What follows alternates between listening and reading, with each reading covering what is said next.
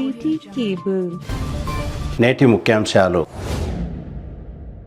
July 4న గోశాల సేవా సమితి సాధారణ సమావేశం. గోశాల సేవా సమితి అధ్యక్షులు బాలరెడ్డి. సబ్ రిజిస్ట్రేషన్ కార్యాలయంలో అధిక డబ్బులు వసూలు చేసిన అధికారులపై చర్యలు చేపట్టాలి. బీజేపీ నాయకుల డిమాండ్. మాదక ద్రవ్యాల నిర్మూలనపై విద్యార్థులకు అవగాహన కల్పించిన పోలీసులు. సిటీ కేబుల్ వార్తలకు స్వాగతం. వార్తలు చదువుతున్నది మఠం నిరంజన్. జూలై 4వ తేదీ ఆదివారం గోశాల సేవా సమితి సాధారణ సమావేశం నిర్వహించనున్నామని తాండూర్ గోశాల సేవా సమితి అధ్యక్షులు పట్లోల బాలరెడ్డి తెలిపారు. బుధవారం పట్లోల బాలరెడ్డి తన నివాసంలో ఏర్పాటు చేసిన సమావేశంలో మాట్లాడుతూ గోశాల నియమ నిబంధనల ప్రకారం ప్రతి 5 సంవత్సరాలకు ఓసారి సాధారణ సమావేశం ఉంటుందని, గతంలోనే నిర్వహించవలసి ఉండేదని, అనివార్య కారణాల వల్ల నిర్వహించలేకపోయామని, ఇప్పుడు తప్పకుండా సాధారణ సమావేశం ఏర్పాటు చేసి గోశాలలోని సమస్యల చర్చించనున్నట్లు తెలిపారు. గోశాల లైఫ్ టైం మెంబర్షిప్ ఉన్న ప్రతి ఒక్కరూ జూలై 4వ తేదీన సాయంత్రం జరిగే సమావేశంలో పాల్గొనాలని పట్లోల బాలరెడ్డి కోరారు. అందరికీ నమస్తే. అలాగే మన హిందూ బంధువులకు గోభక్తుల గిట్ట నమస్తే. ఈరోజు ఈ వాయిస్ ఇవ్వడం జరుగుతుంది ఎందుకంటే గోశాల విషయంలో, గోశాల అనేది ఇంతకుముందు మనం 10 సంవత్సరాల కింద గోశాల అనేది నిర్ణయించినాం.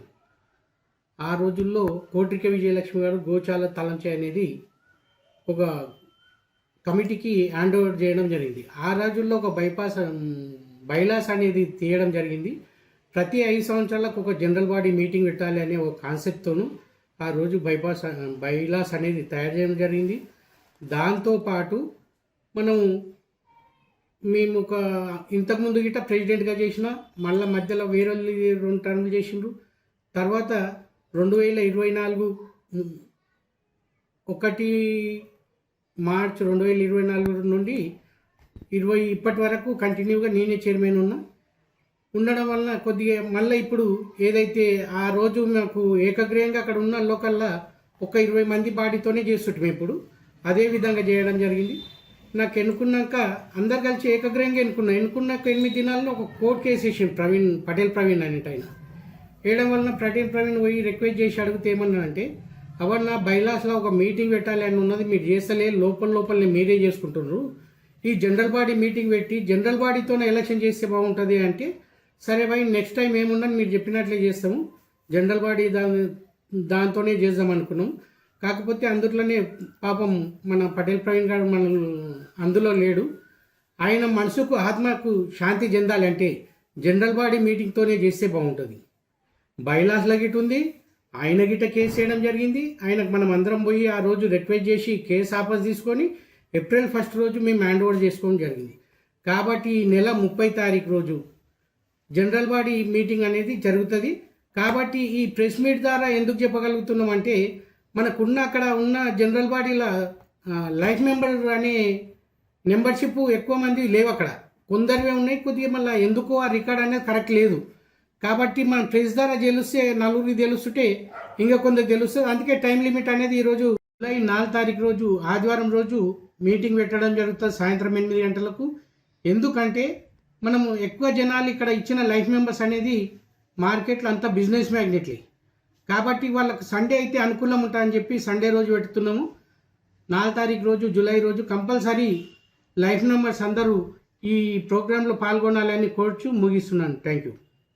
ఈ నెల 16న తాండూరు పట్టణంలోని సబ్ రిజిస్ట్రేషన్ కార్యాలయంలో చెవేళ్లకు సంబంధించిన ఓ అధికారి తన ఇష్టానుసారం భూ విక్రయదారుల దగ్గర అధికంగా డబ్బులు వసూలు చేసిన వ్యవహారంపై విచారణ చేపట్టాలని బీజేపీ నాయకులు డిమాండ్ చేశారు. బుధవారం తాండూరు పట్టణంలో అధిక వసూళ్లపై విచారణ చేపట్టాలంటూ ఆర్డీఓ కార్యాలయంలో ఫిర్యాదు చేశారు. ఈ సందర్భంగా తాండూరు పట్టణ బీజేపీ అధ్యక్షులు కౌన్సిలర్ నాగారం మల్లేశం మాట్లాడుతూ, తాండూరు సబ్ రిజిస్ట్రేషన్ కార్యాలయంలో చెవేళ్లకు సంబంధించిన ఓ అధికారి తాండూరుకు సంబంధించిన మరో అధికారితో కలిసి అక్రమ వసూళ్లకు పాల్పడ్డారని, వారిపై విచారణ చేపట్టాలని డిమాండ్ చేశారు. ఈ కార్యక్రమంలో కౌన్సిలర్ అంతారం కిరణ్, బంటారం భద్రేశ్వర్, తాండూరు పట్టణ బీజేపీ ఉపాధ్యక్షులు దోమకృష్ణ ప్రకాష్, తాండూరు పట్టణ బీజేపీ ప్రధాన కార్యదర్శి మంతటి రాజు తదితరులు పాల్గొన్నారు.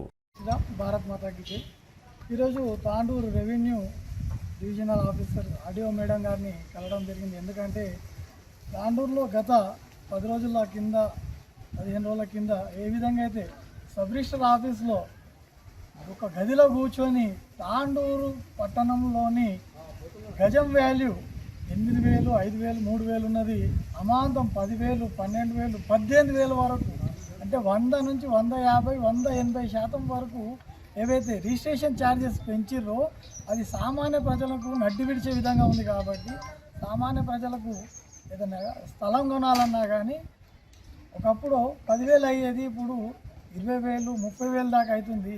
ఈ అంతా వీటన్నిటికీ ఎంబడి ఎవరున్నారు, ఎవరివన్నీ అశాస్త్రీయంగా రేట్లను పెంచడం జరిగింది గజం వాల్యూ అనేది.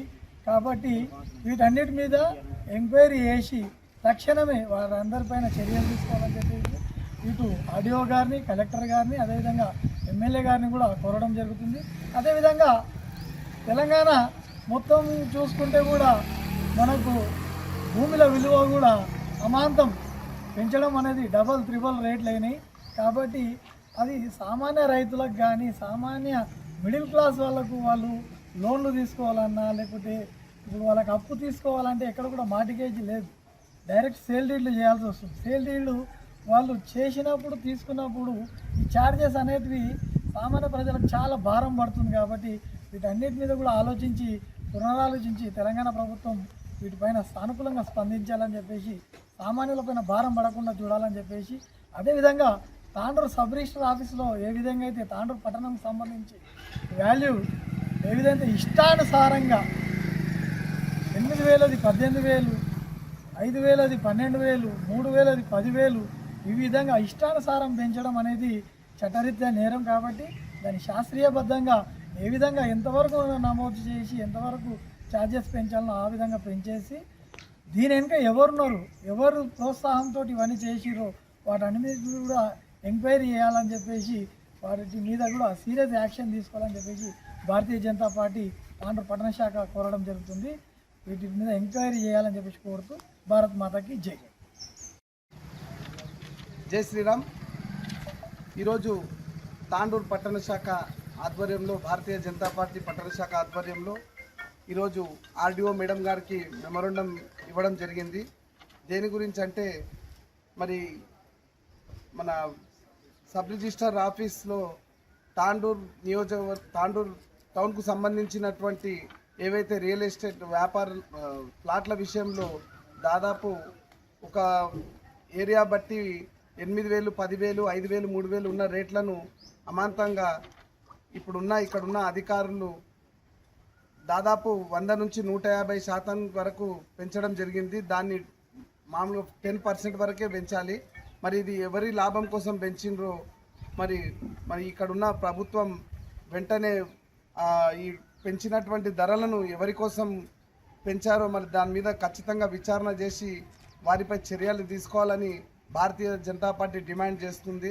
మరి ఇక్కడ ఉన్న ఎమ్మెల్యే గారు కూడా దీనిపై వెంటనే తాండూరు నియోజకవర్గ ప్రజలపైన ఇంత భారం, మరి పన్ను రిజిస్ట్రేషన్కి వెళ్ళినప్పుడు దాదాపు ఈ వార్డుకు సంబంధించింది 5,000 నుంచి 6,000 ఉంటే ఇప్పుడు అమాంతంగా 18,000 రూపాయలు రిజిస్ట్రేషన్ గజంకి పెరగడం తాండూరు ప్రజలకు చాలా దురదృష్టం. మరి ఇక్కడ ఉన్న ఎమ్మెల్యే గారు వెంటనే స్పందించాలి, లేకపోతే దీనిపై విచారణ జరిపి ఎవరైతే దీని వెనకాల ఉన్నారో వాళ్ళని తక్షణమే దాన్ని శిక్షించాలి. లేదంటే భారతీయ జనతా పార్టీ తరఫున మీ క్యాంప్ ఆఫీస్ ముట్టడిస్తామని హెచ్చరిస్తున్నాం. మాదక ద్రవ్యాల నిర్మూలనపై విద్యార్థులకు పోలీసులు అవగాహన కల్పించారు. బుధవారం బషీరాబాద్ మండల కేంద్రంలోని ప్రభుత్వ పాఠశాలలు మరియు కళాశాలల విద్యార్థులచే 2K వాక్ నిర్వహించి మాదక ద్రవ్యాల వినియోగం వల్ల కలిగే అనర్థాల గురించి విద్యార్థులకు వివరించారు. మాదక ద్రవ్యాలకు దూరంగా ఉండాలని కార్యక్రమంలో విద్యార్థులకు అవగాహన కల్పించారు. ఈ సందర్భంగా ఉపాధ్యాయులు నాగార్జున మాట్లాడుతూ మత్తు పదార్థాలకు యువత బానిసలు కాకుండా మంచి మార్గంలో నడవాలని తెలిపారు. ఈ కార్యక్రమంలో Basheerabad SI Vithal, Basheerabad high school మరియు కళాశాలల విద్యార్థులు, ఉపాధ్యాయులు సతీష్, అంబాదాస్, సంధ్య, సంగీత, పోలీస్ సిబ్బంది తదితరులు పాల్గొన్నారు. తాండూరు పట్టణ పోలీస్ స్టేషన్ పరిధిలోని Telangana Mahatma Jyotirao Phule BC welfare residential మరియు ట్రైబల్ వెల్ఫేర్ ఆశ్రమ పాఠశాలల్లో she team incharge ASI Shekar ఆధ్వర్యంలో విద్యార్థులకు పలు విషయాలపై అవగాహన కల్పించారు. ముఖ్యంగా మహిళల భద్రత, మహిళలపై జరుగుతున్న నేరాలు, నిర్భయ చట్టంపై అవగాహన, POCSO case, dial 100, dial 181, CC కెమెరాల వినియోగం, గుడ్ టచ్, బ్యాడ్ టచ్, బాల కార్మిక వ్యవస్థ, బాల్య వివాహాల నిర్మూలన, కమ్యూనిటీ పోలీసింగ్ వ్యవస్థ, మానవ అక్రమ రవాణా, మద్యపాన నిషేధం, ట్రాఫిక్ నియమ నిబంధనలు, ఆన్లైన్ మోసాలు, సైబర్ నేరాలు, గంజాయి నిర్మూలన, డ్రగ్స్ నిర్మూలనపై అవగాహన కల్పించారు.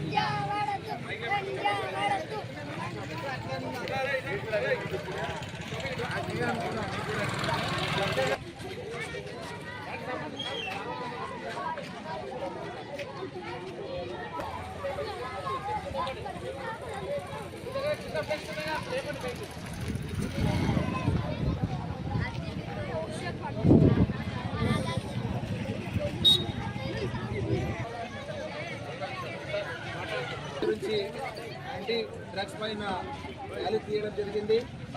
ఈ యొక్క బషీరాబాద్ ఎస్ఐ సార్ ఆధ్వర్యంలో ఈ యొక్క ర్యాలీ కార్యక్రమంలో విద్యార్థులందరూ, ఉపాధ్యాయులందరూ, గ్రామీణ యువత అందరూ పాల్గొనడం జరిగింది. ముఖ్యంగా తెలంగాణ ప్రభుత్వం డ్రగ్స్ లేని రాష్ట్రంగా చేయాలని ఈ కార్యక్రమాన్ని చేపట్టడం జరిగింది. ప్రతి ఒక్కరికి మీరు ఈ యొక్క డ్రగ్స్ నుంచి చాలా దూరంగా, అంటే మనం దాని దరిదాపులోకి రావద్దని నేను కోరుతున్నాను. ముఖ్యంగా మీ తల్లిదండ్రులకు కానీ, మీ యొక్క అన్నలకు కానీ, చెల్లెలకు కానీ, అక్కలకు కానీ చెప్పండి. ఎందుకంటే ఈ డ్రగ్స్ అనేది చాలా భయంకరమైన ఒక రోగం లాంటిది.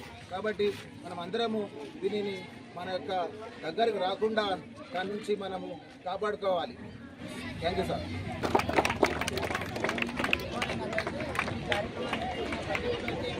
ధన్యవాదాలు. సో తెలంగాణ రాష్ట్రంలో భారతదేశంలోనే డ్రగ్స్ను నివారించాలి అనే ఉద్దేశంలో 1985లో ఎన్డీపీఎస్ యాక్ట్ తీసుకురావడం జరిగింది. ఈ యాక్ట్ ప్రకారం ఏంటంటే ఎవరైనా డ్రగ్స్ను పండించినా, ట్రాన్స్పోర్ట్ చేసినా, దాన్ని వాడినా కానీ చట్ట ప్రకారం వీళ్ళపైన శిక్ష చట్ట ప్రకారం వీళ్ళపైన యాక్షన్ తీసుకోబడతాయి అన్నట్టుగా. ఈ డ్రగ్స్ అంటే 2 రకాలు ఉంటాయి. కొన్ని మనకు ఉపయోగపడేవి ఉంటాయి, కొన్ని హానికరమైనవి. ఉపయోగకరమైన ఏమంటే మెడికల్ షాప్లలో పెట్టి అమ్ముతారు. వాటిని కూడా ఉపయోగకరం అంటే ప్రతిదానికి మనం ఎంత డోసు వాడినా అంత ఉపయోగం ఉండదు. దానికి డాక్టర్ సూచించిన దాని ప్రకారం ఎంత డోసు వాడతామో అంతే వాడాలి. దానికి మించి అధిక మోతాదులో వాడినాం అనుకో అది కూడా హానికరం అవుతుంది. ఈ హానికరమైన ఏదంటే ఈ ఓపియం కావచ్చు, గాంజాయి, ఈ ఆల్ఫ్రాజోలము ఇటువంటి అన్నట్టుగా ఇవి పండించి ఇప్పుడు చాలా కాలేజీలలో స్కూళ్ళల్లో ఎక్కువ జరుగుతుంది అన్నట్టుగా. తెలంగాణలో ఇది బాగా ఉన్నది. దీన్ని నిషేధించాలనే ఉద్దేశంతో ఈ ప్రోగ్రాం చేయడం జరుగుతుంది.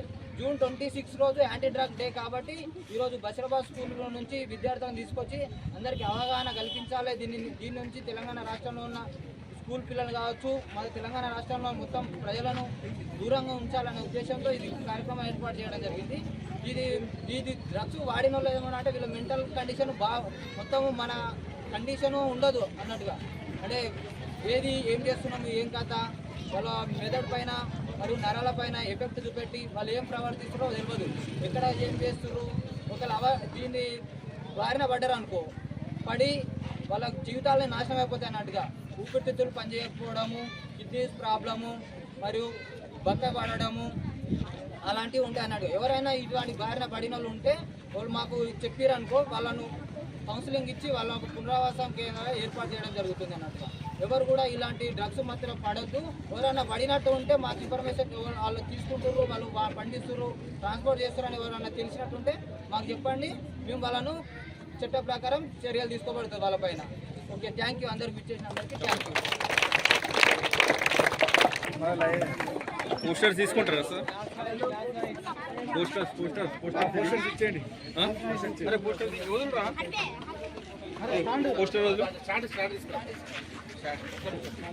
తిరిగి వచ్చే బులెటిన్లో తాజా వార్తలతో మళ్ళీ కలుద్దాం. అంతవరకు సెలవు, నమస్కారం.